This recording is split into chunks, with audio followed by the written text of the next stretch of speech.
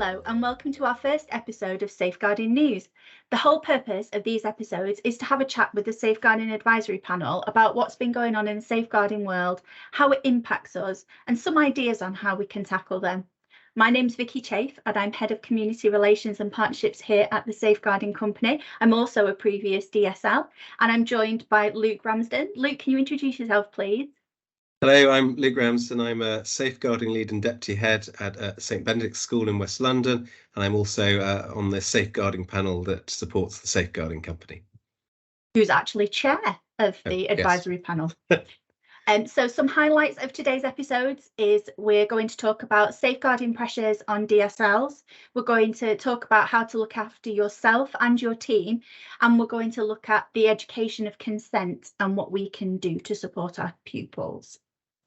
So with this new safeguarding bulletin that we're putting out regularly, the key thing for us is that we want to be able to condense what's going on in the news. So we don't want you to feel that over the holidays as safeguarding leads, you need to be reading through all the papers and finding what's out there.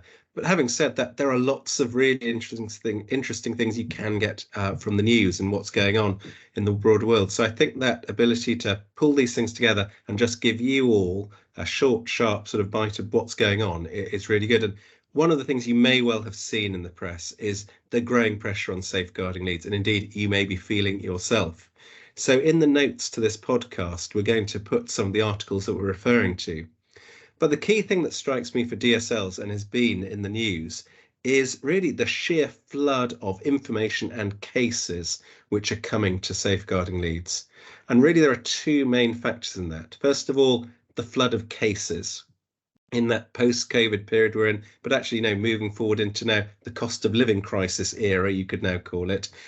Lots and lots of reports and journals are talking about an ever-increasing set of referrals, in particular to CAMHS with mental health issues. And that's not an issue that's going away.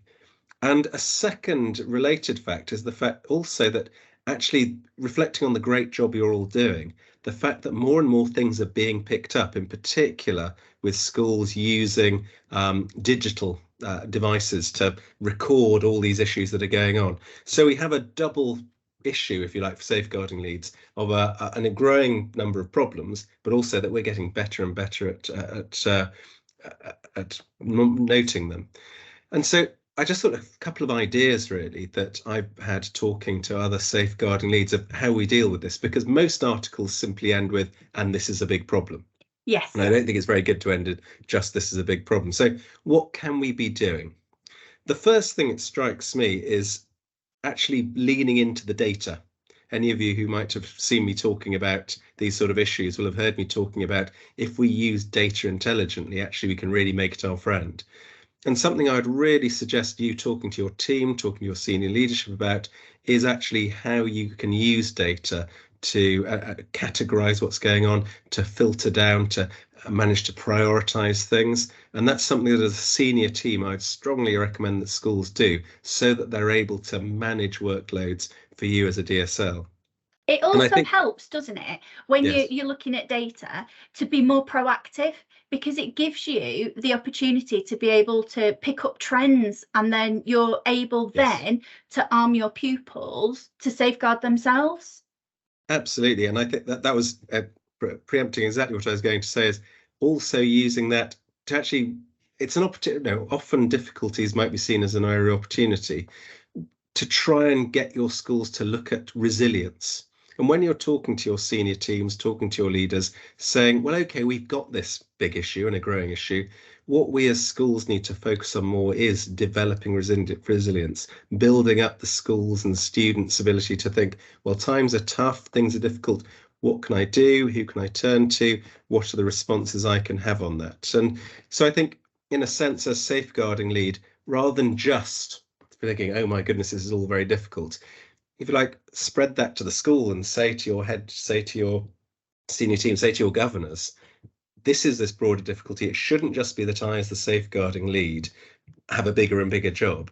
We need to, as a school, think of strategies to mitigate and manage these issues, and that we need to have as a growing focus for our schools of dealing with this. And then just a final point to think about is also remember the word that both Vikkey and I have used, the team. Now, in KCSIE, it always talks about the safeguarding lead, but I would strongly advise, if you don't already have it in your school, that you make sure that you have a safeguarding leads team and that you have a number of people who are level 3 trained, a group of people who you're sharing your thoughts, sharing your ideas. And so now the point of this bulletin is very much to give a few short, punchy takeaway ideas. But hopefully this has given you a few thoughts. Do have a look at the articles that we've put out on that we're putting out on that.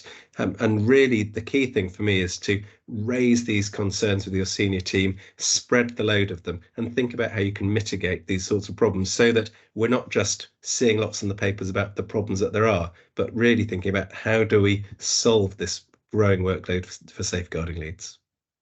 Absolutely. And that follows on now to our next point, which is about how to support yourself and your team, certainly with your well-being. As we've said, the workload is just ever increasing. As you said, we're becoming so good at what we do, those concerns are rolling in, which is fantastic. And as you said, using a digital system means that it's more timely. Those days of you just getting them after school or before school are gone now, fingers crossed. Yes. You know, they're coming to you thick and fast, which is fantastic and exactly what we want to do. But what you need to do is you need to look after yourself as well and look after your team, because as safeguarding lead, obviously you need to make sure that your team's looked after.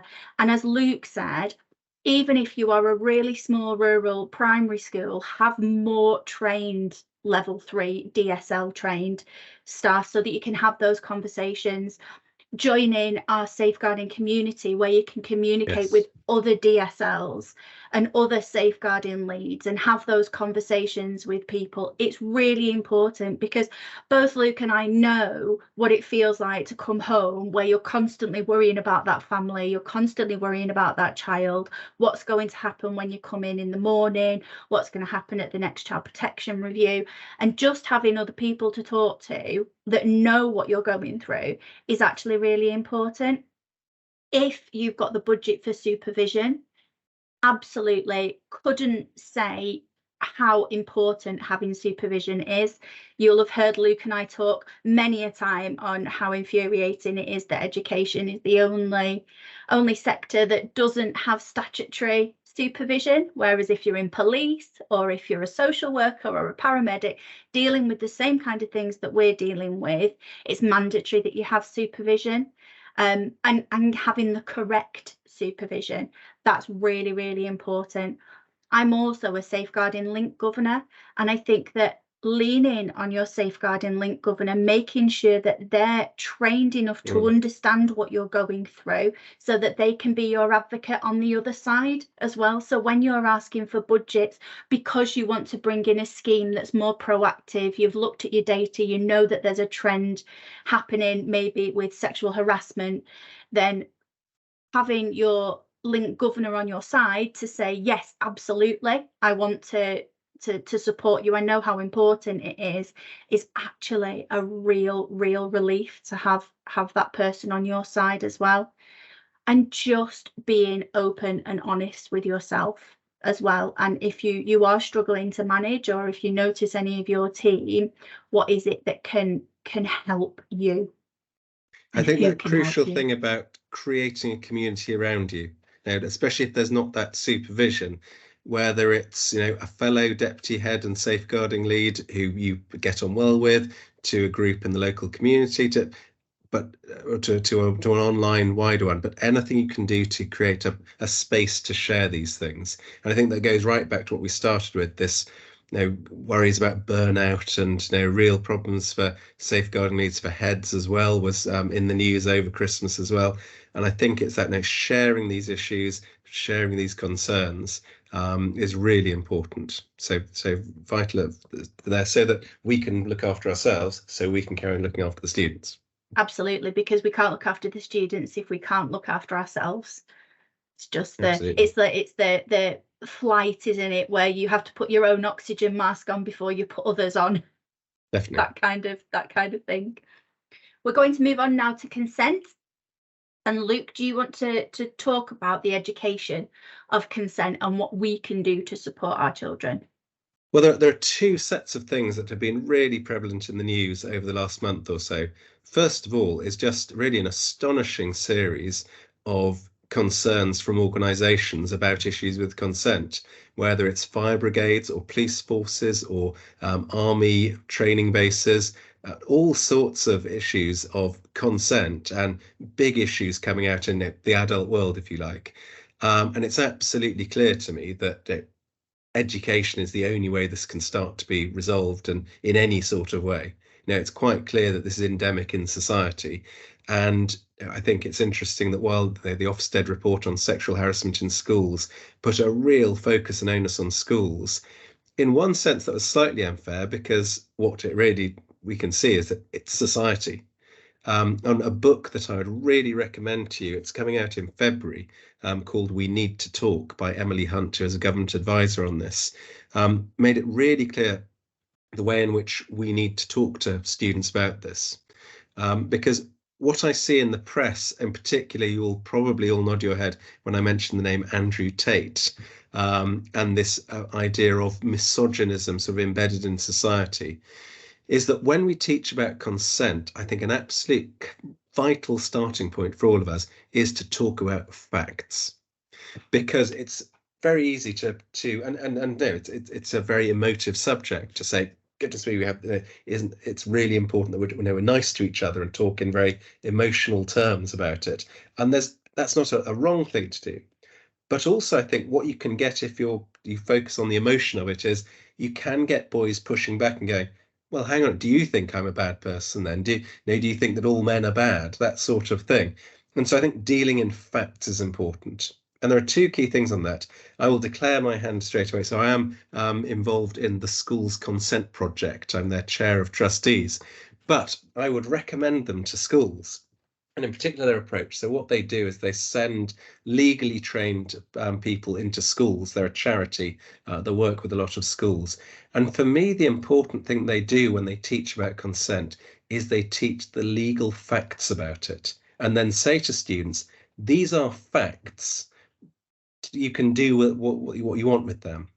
And so the kind of facts we're dealing with here, and the kind of thing which means that, if boys are saying, hang on a minute, is this not unfair, are that really shocking ones. So, for example, a man is 53 times more likely to be raped than to be involved in rape than be falsely accused of rape. So if people say, oh, isn't this just going to mean that, there's lots of false accusations, it's vastly, vastly more statistically likely that people will get away with things than they'll be falsely accused. A really, an awful statistic, but one to have in our mind. Every hour a woman is raped by a stranger in the UK is another statistic from this book, We Need to Talk. And every 7 minutes a woman is attacked by someone she knows. So I think if you talk about facts with students and you say, there are in society, across society, there are awful, awful statistics about what's going on out there. This is urgent that we talk about it, not because I've got a particular agenda as a teacher or because I've got a particular, because there are facts about what's going on out there and you need to understand them. And that to me is really important, because in the news, and you'll see in the articles that we're pushing out to you, is that there's quite a lot of focus on Andrew Tate. And the worry for me is the news agenda will move on. I'm delighted he's been arrested. I suspect that for all the dodgy things he's being involved in Romania, I think that might mean that particular story gets shut down soonish. But it's important that just because he goes away, there'll be other people like that, and the problem will continue. And so what it strikes me as teachers is that we keep our focus on the facts about broader society, and that we educate our children, whether it is bringing in an organisation like the School's Consent Project, whether it is using all sorts of other companies that will provide resources or can give us lesson plans that we can draw on, but making sure that we're dealing with that factual way, so that students are not being felt they're being preached to, which can often put them off, but they're being told, these are the facts, what do you think you should do about them? And very often students will then give a very sensible answer. And so I think that's another thing coming out of the news, and I think useful for you, and if you have the chance to look at some of the articles we've pushed out, being able to talk to your students about, let's say they say, but I like Andrew Tate and he said this, being informed, being able to address the specific things happening and that are talked about in press and online is a powerful thing as well. And what is difficult is if a student says something and you have to say, well, I have no idea who they are and I don't really know what's happening. And then instantly they can think, well, hang on a minute, are you really able to engage with me? Do you really understand what's happening? So it's in particular of the articles that we've sent out, I would highly recommend being on top of this issue for your students. And for me, the whole Andrew Tate thing that's happened, it's like an iceberg. You know about Andrew Tate because he's a social media influencer, but for the Andrew Tate that you can see, there are also 1,000 there that you can't see that are just as powerful and that are just as convincing to our younger people as he is. And I also think as well that it's important to try and bring the parents in and educate them, because these ideas and the way that people are treated, they need to be informed to have those conversations with their children just as much as you do as well, so that you're tackling it from both sides. Well, one of the links that we're sending out to you is actually a set of resources from a group called Bold Voices, and they've actually got a fantastic PDF presentation that you can send out to parents, as well as something you can give to students. So again, have a look at that. But that is something, if you haven't done this already, sending something to parents saying how they can engage with their children is, again, a really good idea. I couldn't agree with you more about bringing the parents into that conversation. Absolutely. Well, thank you very much for joining us at our Safeguarding News. I've been Vikkey Chaffe. I've been Luke Ramsden. And until next time, goodbye. Bye.